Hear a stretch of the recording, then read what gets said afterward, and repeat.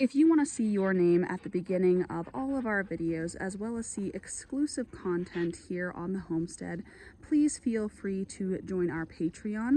Memberships start off at just $1 a month. And as always, thank you for your support. In many breeds of rabbit, ears aren't a big deal. You just want them to be balanced proportionally with the head. On mini Rex, if they're over 3 inches, it's a disqualification. But on other breeds, such as my silver foxes and champagnes, we just want to see a balanced look when it comes to the head. So when it comes to, is it better for breeding in the cooler months to get a better ear proportion? I guess it depends. If you're just breeding mini Rex for show and you are getting that picky on your type and everything, maybe, but even very serious breeders that I know within mini Rex are not going to do that just because they're going to have air-conditioned barns instead, which helps with the ear size thing. And ear carriage on silver foxes is 5 points. It's just 5 points. So if your ears look too wonky, too big, it's a deduction of 5 points. It's really not going to be that big of a deal unless you're getting up to like a national level and they want to get like that picky about it. So it's just going to be very breed determinant. It's been a bit of a minute since I have shown off Miss Lulu's litter. Everyone is doing fantastic. And this little Harley baby, I know I've been talking about brindles, but look at the face split on this beautiful little Harlequin. Look at that, absolutely gorgeous. But it is starting to get a little chilly at night, so I really wish they would stick towards the back of the box for nighttime, just so they wouldn't get too chilled. I'm sure they're fine, but y'all know how I am. I am a bit of a worrywart, and Lulu is climbing on my arm right now trying to get treats. There we go. Now we got everyone tucked in towards the back and good to go. So yeah, they're doing fantastic. And Miss Lulu, as always, is being a fantastic mother, aren't you, Mama? Although she is a little put off that I don't have treats. Sorry, baby girl, I just don't. Maybe next time, doll. Okay. It's been a while since we've talked about enrichment and toys and all those things with the buns, so let's hop into it. Here's Nina, and Nina has a bell ball in her cage. One of the many kinds of toys we use in enrichment. Vanessa has a wood chew. Mercury has a block of hay. We also give pine cones, cardboard, various other kinds of chews and toys for enrichment daily. The kind of enrichment that we prefer is the destructive kind. So the chews and the hay blocks and the cardboard. Those bell balls drive me absolutely bonkers, and I've talked about that a million times. I hate bell balls, but some of the buns love them. But another form of enrichment is bowls. And I know that sounds silly, but a lot of these guys will start playing with their bowls even though they have toys. It's really easy to keep these guys entertained.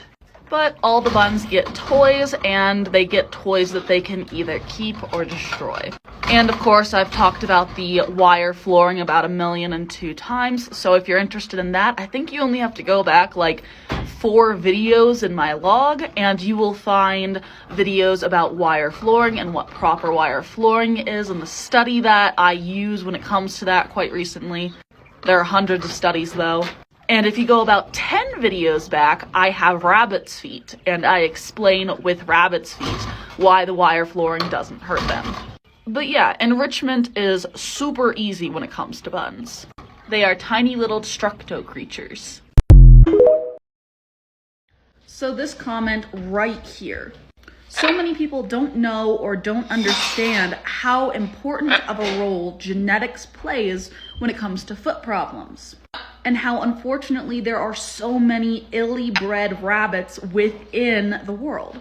You can have solid flooring, wire flooring, and still have foot problems because the genetics suck.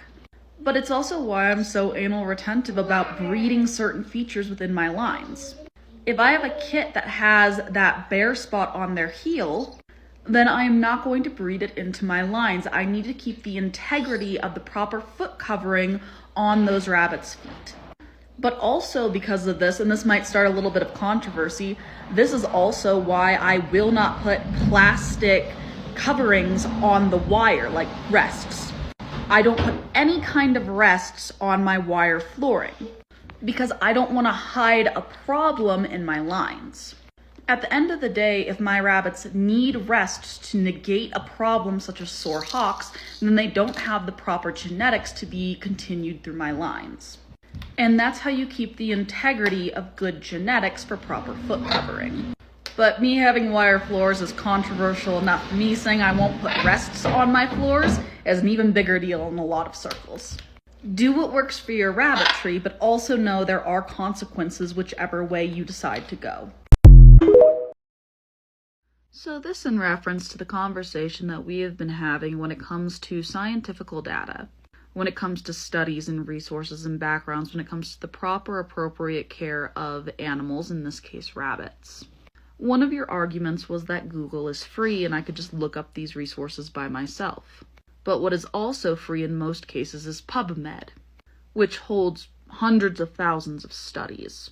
When whittled down to rabbits in appropriate care, we're looking at thousands of studies. But the thing with studies is just because there's a study out there does not mean it's an appropriate peer-reviewed study. Nor does it have a third-party funding, nor does it have an appropriate control group or an appropriate test group. For a study to be valid, it has to be laid out in a way that it can be replicated by anyone, and can in that verify that the data that it is using is therefore appropriate to be used in the real world. You can say it's cheap excuses, but science is science and data is data. You can feel like something is ethically incorrect, true, but without scientific backing and data, it's just ethos and pathos argument. When we're talking ethics and looking at it from a very broad perspective, your ethics are going to be completely different from my ethics depending on how we are raised in our cultural background. And multiple views can be correct at the same time. But just because you disagree with someone doesn't mean that it's inherently wrong, especially when we're looking at scientific backing in a perspective of data. So for instance, when we're looking at rabbits' body condition, when we're looking at behavior both abnormal and regular in a laboratory setting, when we're looking at body condition, all of these things combined speak to the equivalency of care these animals are receiving. When we have good body condition, low cortisol rates, and normal behavior in a setting in comparison to our control group, that is what equates to proper care. Because when we look at species-appropriate care, in this case rabbits, they aren't going to be the same of what we think is appropriate care when it comes to humans. Because humans aren't rabbits and rabbits aren't humans. And the complexity of species does not equate to our emotions, but proper appropriate care. But since you didn't have those studies show up on our previous thread, feel free to post them here and we can go over on whether or not they are appropriate scientific sources. This is a mini Rex, but this advice will help with any Rex in general or Rex fur typed rabbits. Rex don't need the specialty grooming that a lot of other rabbits have, such as Angoras. When it comes to my Rex and my mini Rex before a show, of course I'll trim nails, too easy. You want to make sure they're a good length before they go up to the judge's table. I'm going to check to verify that my ear tattoo is good to go, so that it is in a good spot and that it's legible. And I'm going to double, triple check that I put it on the paperwork right because I'm dyslexic and I have gotten DQ'd because I mixed up some letters. Oops. But when it comes to fur and everything, I might pull at a loose tuft of fur if they have any. So like right here, she has a couple of loose furs. I'm just going to take my thumb, run it over and kind of loosen those up. But the best way to groom a mini Rex is to take a damp cloth and just run it over their bodies. This takes off any of the dirt on the surface, removes some of the loose hairs, and you want to do it in enough time that the rabbit has time to dry before getting onto the judge's table. And remember, it's not a wet cloth, it's just a damp cloth. And then you're just going to take your hand and make sure the fur is fluffed up again and that it's not sticking together. If your Rex is white, the night before show, what I always do is I will take a hydrogen peroxide solution and I will touch on any stains. So if they have any staining on their body or the bottoms of their feet, I will just touch up, clean up. That gives the stain time to loosen up and that area time to dry after you've gotten those stains out.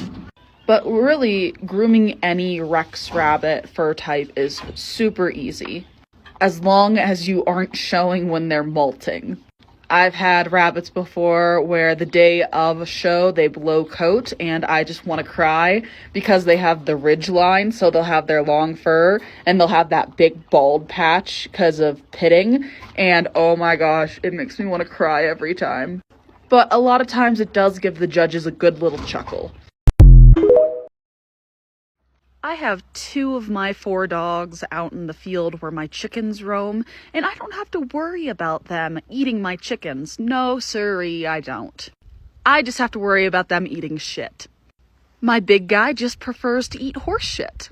And my little guy is in the chicken run hoping to find some scraps. Disgusting. Absolutely vile. But at least they don't bother the chickens, I suppose. So when we're looking at does that are ready to breed and we're checking their vent, we're looking for a dark red or purple color. The darker the vent is, the more likely your doe is ready to breed. Now, I did post a video on my YouTube today kind of going over what too light of a color is and some things you can do to kind of bring the doe to be more prepared. With keeping in mind that the only way to really truly bring a doe into heat is by breeding her. But she can be more susceptible depending on vent color. Also, I've talked about it a lot. My 1-year-old is begging for my pickles. But the best way to kind of help put a doe in the mood, car rides, 100%.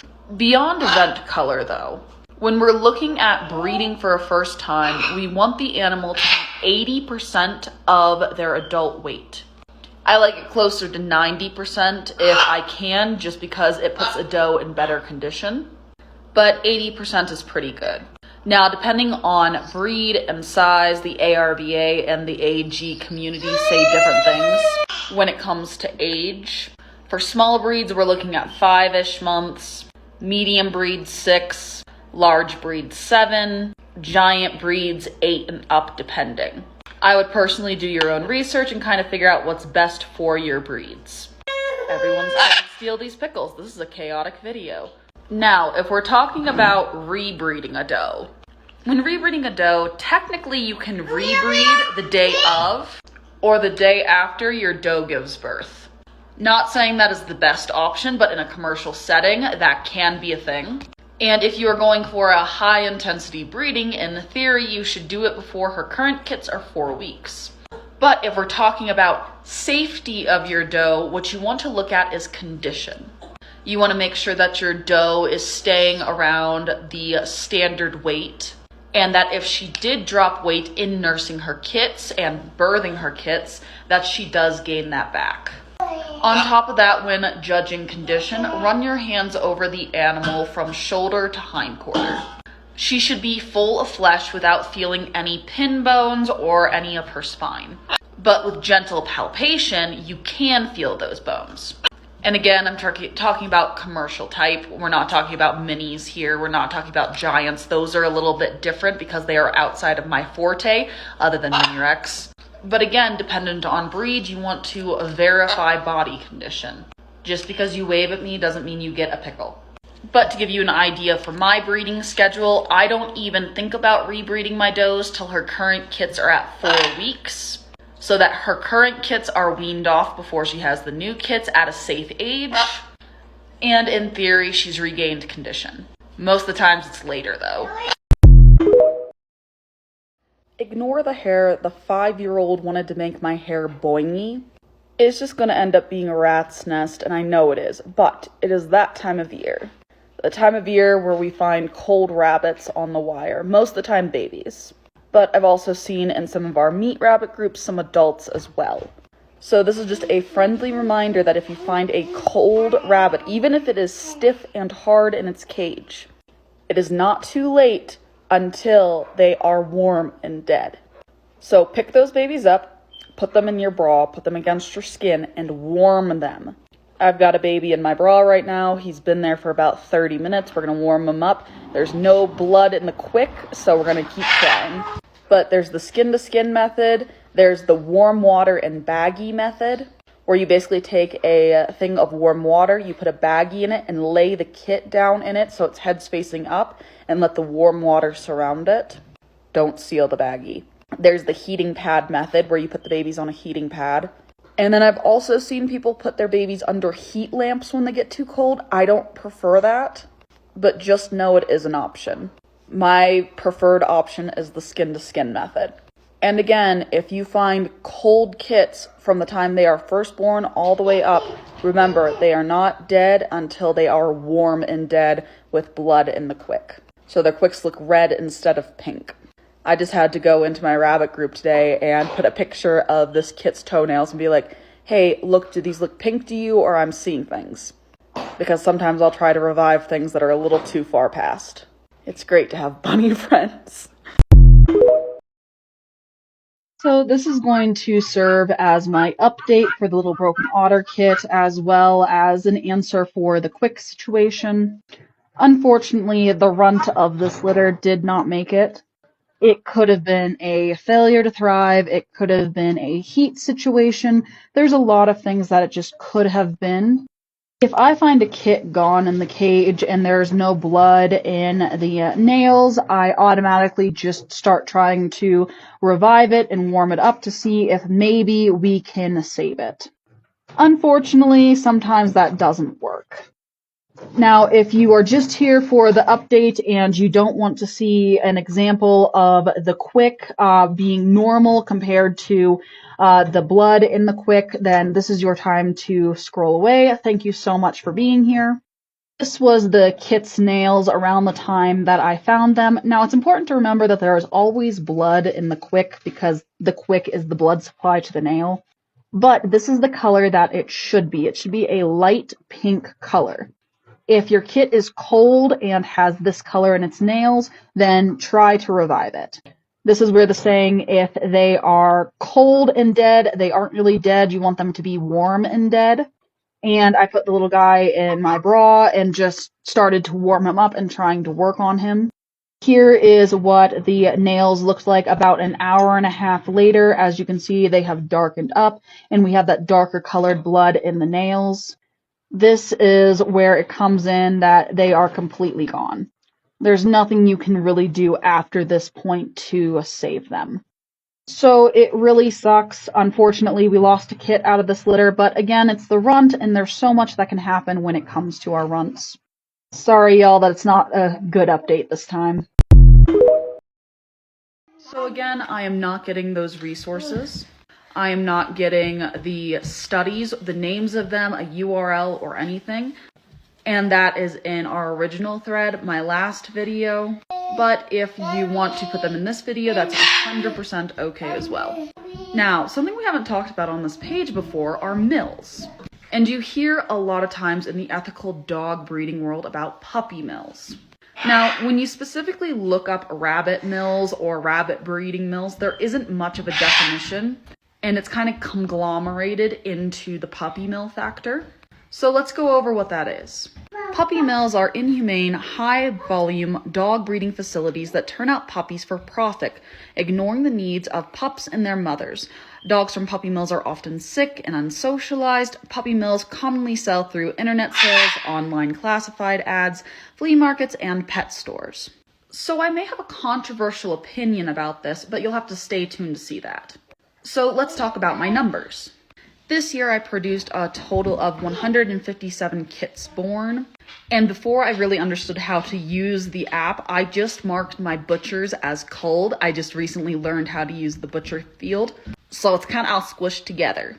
But I can tell you when it comes to attrition rate and survival rates, my numbers are normally that my kits survive to butchering to about 95%. So 5% or so die in the nesting box or just out of the nesting box for various reasons. With that being said, of all of those numbers, I sold 25 rabbits this year. And all of those sales, for the most part, were to other breeders or 4-H'ers. Some of the ones I marked as sold, I made $0 off of because I played tradesies with friends so they could have new bloodlines or whatever. So if we really want to talk about profits, if I made anything, most of my sales would have been on Rex varieties, which I sell for $50 a piece. That would be $1,250 if I sold every one of those rabbits. My feed bills during the summer are my most expensive. I go through about 4 bags of feed per week just on rabbits.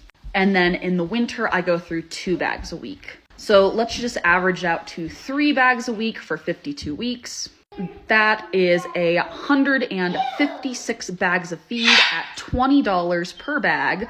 Right now it's actually closer to $25 per bag, but we'll go $20 a bag. $3,120 in feed alone. I make barely anything. My profits are crap and I sell quail to offset things. But in a commercial setting, I don't think it's wrong to make money off your rabbits. But a commercial setting is different than a mill. I'm running out of time. Using this comment because I love it and because it's also very true, I wish we were producing that amount of rabbits. I wish I could feed that amount of rabbits. But I personally produce what I can afford. Which brings us into part 2 of this topic. A mill, by definition, tries to run everything as cheap as possible for the largest profit possible, keeping in mind that there is no care to the health of mom or babies. And there's a big emphasis on the pets. They're selling for pets. And I don't think that's right by any means. We've talked about it before, how many rabbits are in the system from a standpoint of rescue. There's a lot. But I do think that people should be able to make a profit on rabbits. Just like they would make a profit on chickens and cows and pigs. From a meat perspective of people raising rabbits, they should totally be able to make a profit on it if they wanted to. So in a commercial setting, I totally agree with people making money. And following AG regulations, they're normally super strict when it comes to appropriate care. That's why when you get a lot of pet people here that want to complain about cage sizes and wire flooring, if you get an AG inspector at your farm, that's a big deal and you have to pass it for animal welfare. And if the state vet comes out here, I'm good to go. The only thing I might be dinged on is if the guineas follow us in the barn. Because technically by regulation, I shouldn't allow the guineas to run in there and eat the feed off the floor. But I'm not a commercial setup. But if I were to be, it's something I would definitely need to change if I were to get the licensing to sell meat. But currently what we do is just raising rabbits for food for ourselves. And a lot of what I sell is to other breeders. And it does help with the feed costs, I'm not gonna lie, but it definitely doesn't cover them and I don't make a profit. The other thing I'll do is I will sell a live animal and we'll have a butcher class. I'll butcher rabbits that I need to butcher, show them how to do it on my rabbits, and then they butcher their rabbits out themselves and I just help with technique. But I don't provide meat. Because I don't have the licensing for human consumption. Now I can sell for dog food, but I'm currently trying to feed my family and my dogs. So as I said in comments, I'm not sure if this person is conflating what a mill versus a commercial production is. But more than anything, I'm a family-owned farm. Just trying to be self-sustaining. Most of our meat does come from our rabbits, and the rest comes from the meat chickens we get and our quail. But it is appropriate care that is researched. I think I'm just going to admit to myself that I have agouties and that's just a thing. And that despite my blue-eyed white program, I am just prone to having a type of agouti. Because I have this castor. I have this castor. I have this lynx. I have this broken castor. Technically, those are all the does I should have. But I have my Vienna carrying broken black. And then Daisy, my Vienna carrying Harlequin, is inside. So maybe I am just prone to old habits of just keeping castors. They were the first color I grew attached to, and it doesn't look like that's going to change. It is a smidge annoying to my psyche, though. This is Lulu. Lulu is one of our mini Rex does in our breeding program. She is our last doe that we got out of Coco. So she is both the beginning and the end of a generation. I absolutely love this doe. She's a little lynx, so she is a diluted agouti, and she is just absolutely gorgeous. She has this beautiful loin that's very full in the hind quarter and a nice depth to height ratio. So she has this beautiful high point that actually is shorter than her depth. She has a beautiful amount of depth, which is going to help improve our program. She is a little long in the shoulder compared to some of our other animals, but not bad at all. She just has the slightest amount, and she is a gorgeous little girl. So we're hoping to get a litter out of her within the next month. Understand, before we talk anything color-wise, you need to build your barn before you paint it. Structure of your rabbit and type are going to be the most important things to look at. Secondary in mini Rex and any Rex breed is going to be fur. You gotta really be careful on your fur types. And then we can start looking at color once we have those two things down. Now, if you are curious about how color genetic works and how colors work together and what's best to breed together, I would look at the ABCs of Color Genetics. It's a wonderful book. And there are various Facebook groups for rabbit color genetics. I'm a part of like 3. Some are specifically for mini Rex and Rex, while others are just rabbits in general. They're amazing groups to learn from. The next thing you want to look for when it comes to color in breeding your rabbits, especially if you are new to rabbit breeding or the breed in general, is learning which colors are the standard and which colors are newer to the standard. A color that's been around forever is going to be easier to work with than one that is new to the standard. So for instance, my casters, my blacks, my broken blacks, it is a tried and true color that has been used in mini Rex forever. My lynx, my blue-eyed whites, they are a more rare color that isn't worked with as often, which means they are rangy, their fur is not there, and they are a larger project. There's a lot more failure for me that goes into breeding lynx and blue-eyed whites than breeding my casters and my blacks. So decide what kind of project that you want to work on and how hard you want to work on it. Normally, the more diluted you get, the harder those colors are to work with. Unless, of course, you're crazy and you're working with the Harlequin breed, and then you're just nuts. Those patterns are beautiful, don't get me wrong, but those colors are such a challenge to get perfect. Finally, look at what colors work well together.